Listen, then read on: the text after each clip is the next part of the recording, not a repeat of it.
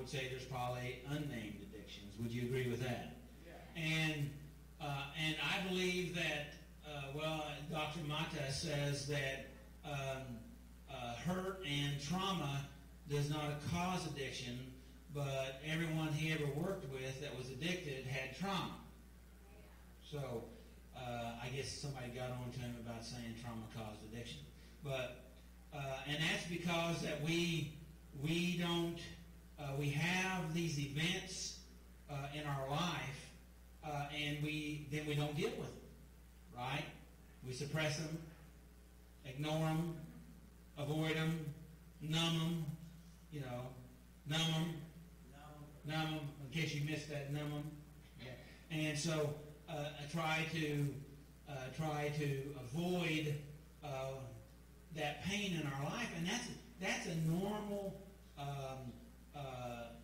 trait for a human, is try to avoid pain, because that's part of our survival mechanism, avoiding pain. But the trouble is, if we stay only on that path of avoiding pain, then we never ever deal with any things that we need to grow and mature and develop in. Does that make sense?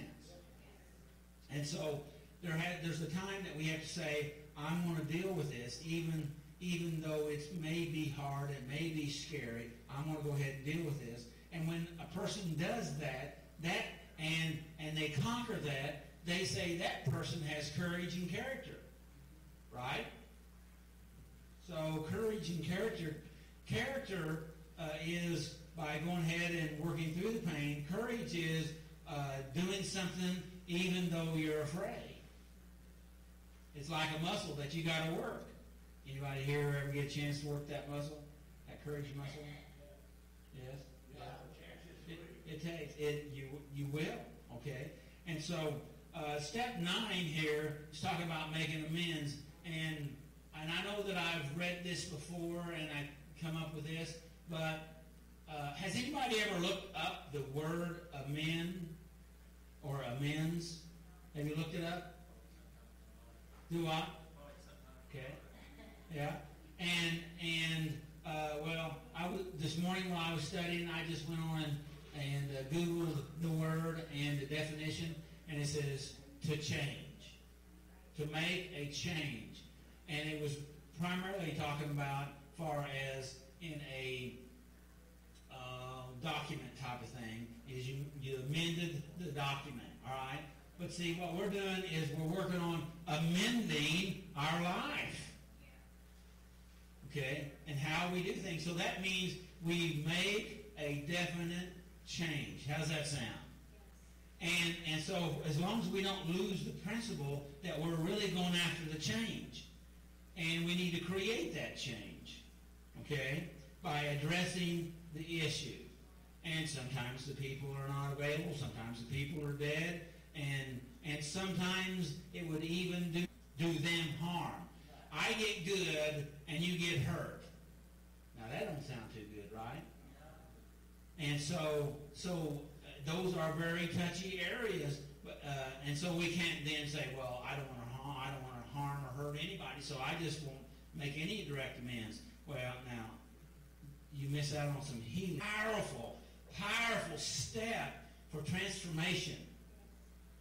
And because we did all the steps and do it, and the reason why we do it, because it's in my best interest. It heals me. You know what? And if I do better, then we all do better. If you do better, then we all do better. Win. You got that. I want to read your quote. This is interesting. I like this.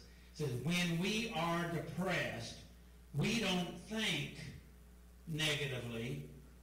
We believe negatively. Say that again. I will. I was letting it soak in. When we are depressed, we don't think negatively. We believe negatively. See, it's not just negative thinking. It's negative believing, right? We've already bought in thoughts, and actually then they become negative.